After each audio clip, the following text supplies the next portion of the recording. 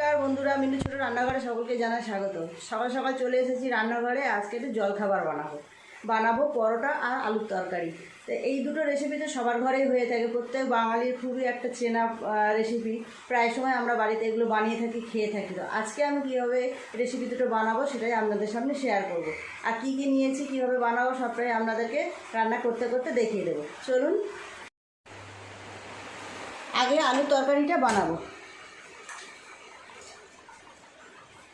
নিরামিষভাবেই বানাবো। আজ তো ষষ্ঠী, আজ তো চকোটা ষষ্ঠী, আমাদের নিরামিষ খাওয়ার দিন। একবারই নিরামিষ ভাত খাওয়া হয়। আজ থেকে ঠিক 1 মাস পরে এই রকম সময় হবে দুর্গা ষষ্ঠী। দেখতে দেখতে পুজো তো আমাদের একদম ঘরের কাছে এসে গেল। দিয়ে দেব কালো জিরে ফোড়ন, অল্প একটু হিং দেব, হিং ফোড়ন দিয়ে এরকম তরকারি করলে টেস্ট খুব ভালো হয়। অনেকের ঘরেই এই ষষ্ঠীটা নেই, আমাদের আছে। দিয়ে দিলাম 3টে কাঁচা লঙ্কা। কালো জিরে, হিং আর লঙ্কা তো ফোড়ন দেওয়া হয়ে গেল। দিয়ে দেব টমেটো, একটা টমেটো কেটে রেখেছিলাম। বাইরে বৃষ্টি শুরু হয়ে গেল। আপনারা একবার এইভাবে বাড়িতে বানিয়ে দেখবেন, তরকারির টেস্টটা খুব ভালো আসে। শুধু যে সকালে জলখাবারটা না, রাতেও ডিনারে এই রান্নাটা করে নিতে পারেন, সবাইয়ের খুব পছন্দ হয়। এছাড়াও স্কুলের টিফিনে দিন, অফিসে যাবে লাঞ্চ নিয়ে, তখনও এটা দিতে পারেন এইভাবে বানিয়ে। খেতেও যেমন সুস্বাদু হয়, দেখতেও বেশ সুন্দর। আলুটা একটু নেড়ে চেড়ে ভাজা করে নেব।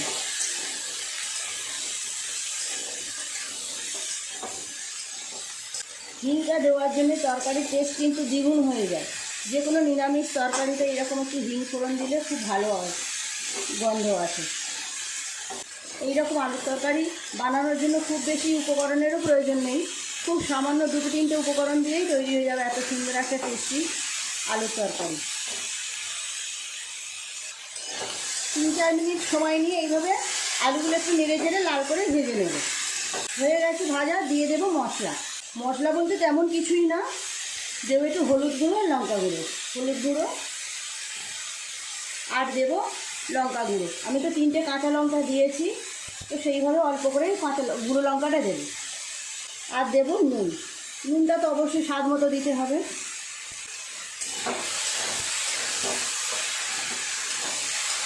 দিয়ে দেবো 2-4টে চিনির দানা, তো জাস্ট টেস্টটা বাড়ানোর জন্য দেবো। আপনারা চাইলে নাও দিতে পারেন। 2 মিনিট নেড়ে চেড়ে জল দিয়ে দেবো। দিয়ে দেবো জল। খুব বেশি পাতলা রাখবো না তরকারিটা, এই পরিমাণে জল দেব। ঢাকা দিয়ে সেদ্ধ হতে দেব। তরকারিতে চাপানো হয়ে গেল। এই সময় ময়দাটাকেও মেখে নেব।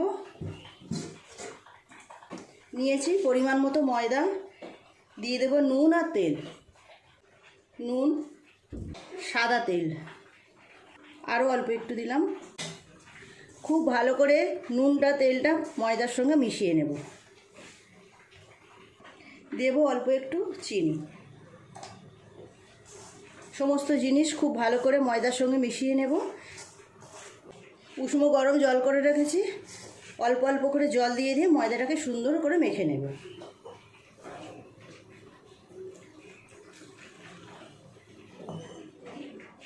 উষ্ণ গরম জল দিয়ে মাখলে ময়দাটা খুব নরম হয়। ডোটা লুচি পরোটা যাই করুন, এটাই খুবই সুন্দর হবে, নরম হবে।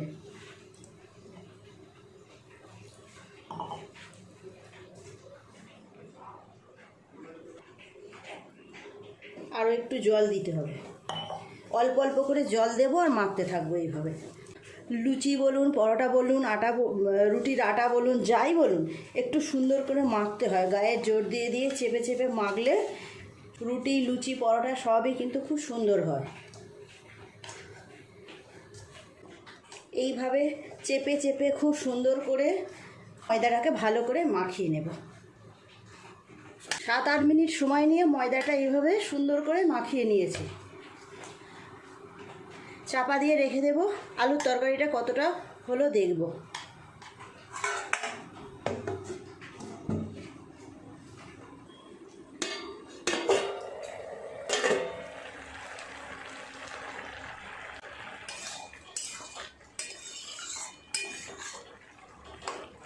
আলুগুলো খুব ভালোভাবে সেদ্ধ হয়ে গেছে, ছোট ছোট করে কাটা তো তাড়াতাড়ি হয়ে যায়, সময় লাগে না বেশি হতে। লঙ্কাগুলো একটু ঘেঁটে ঘেঁটে দেবো।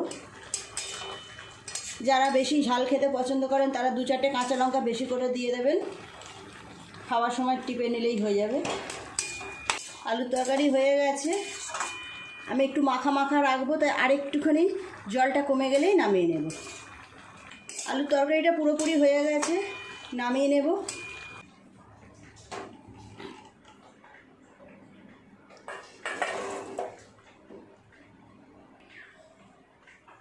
কড়াইটা পরিষ্কার করে নিয়ে পরোটাগুলো করে নেব। তরকারি তো হয়ে গেল, পরোটার লেচিগুলো কেটে আগে বেলে নেব, তারপর গ্যাস জেলে কড়াই চাপাবো। ময়দাটা খুব সুন্দর মাখা হয়েছে।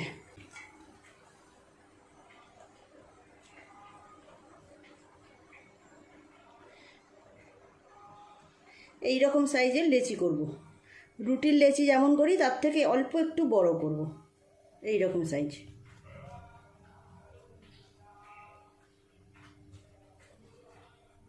ময়দাটা থেকে সব লেচিগুলো কেটে নেব।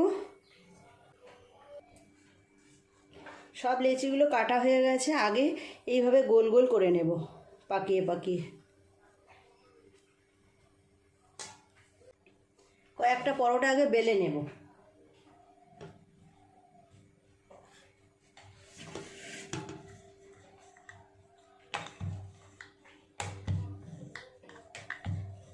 অনেক ছোটোবেলায় আমি একবার আমার কাকিমার সাথে এক ঈদ বাড়িতে গিয়েছিলাম নিমন্ত্রণে, তো সেখানে চৌকো পরোটা খাইয়েছিল তারা।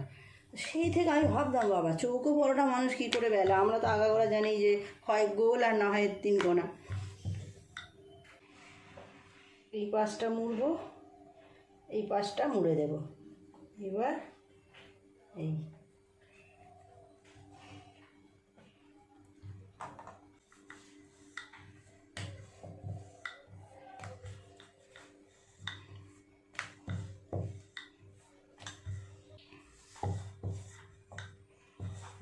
তৈরি হয়ে গেল আরও একটা পরোটা বেলা, চৌকো পরোটা।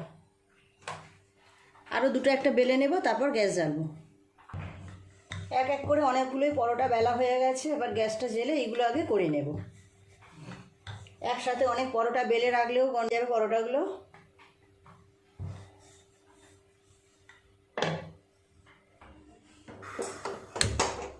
কড়াই গরম হয়ে গেছে, দিয়ে দেবো একটা পরোটা।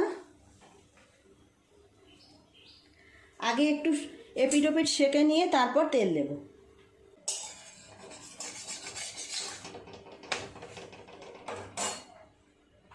আরও একটা দিয়ে দেবো এর উপরে।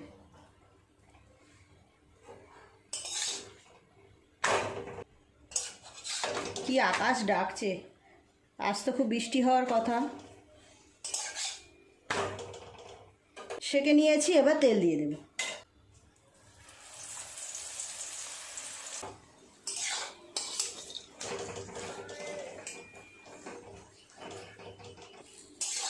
এইভাবে 4 কোনা করে পরোটা ভাজলে কিন্তু দেখতে বেশ সুন্দর লাগে, বলুন।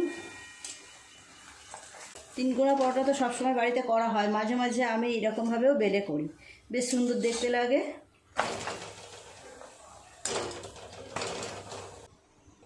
খুব ভালো করে উল্টে পাল্টে পরোটা দুটো ভাজা হয়ে গেল, তুলে নিয়ে আবার দিয়ে দেব।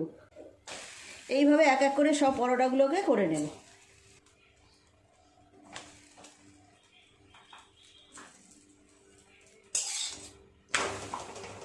আরও দুটো হয়ে গেল, তুলে নেব। এক এক করে সব পরোটাগুলোই আমার ভাজা হয়ে গেল। কেমন ফুলছে দেখুন পরোটাগুলো। হয়ে গেল, তুলে নেব।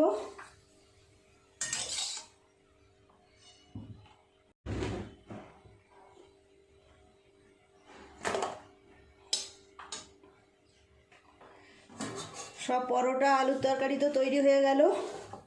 এই দেখুন, গরম গরম খেতে দিয়ে দিই, চলুন। দেখুন বন্ধুরা, তৈরি হয়ে গেল আজকে সকালের জলখাবার, পরোটা আলুর তরকারি আর মিষ্টি। কেমন লাগছে দেখুন। প্লিজ বন্ধুরা আজকের সকালে জলখাবারের রেসিপিগুলো কেমন লাগলো কমেন্ট করে জানাবেন। ভালো লাগলে একটা লাইক করে দেবেন, শেয়ার করে দেবেন। আমার চ্যানেলটি সাবস্ক্রাইব করে পাশে বেল ঘন্টিটি অবশ্যই ক্লিক করবেন। তাহলে যখনই আমি এরকম নতুন নতুন সুন্দর সুন্দর রেসিপি আপলোড করবো তা সবার আগে আপনার নোটিফিকেশনে পৌঁছে যাবে। সবাই খুব ভালো থাকবেন। দেখা হচ্ছে পরের দিন নতুন কোনো ভিডিওর সাথে। নমস্কার।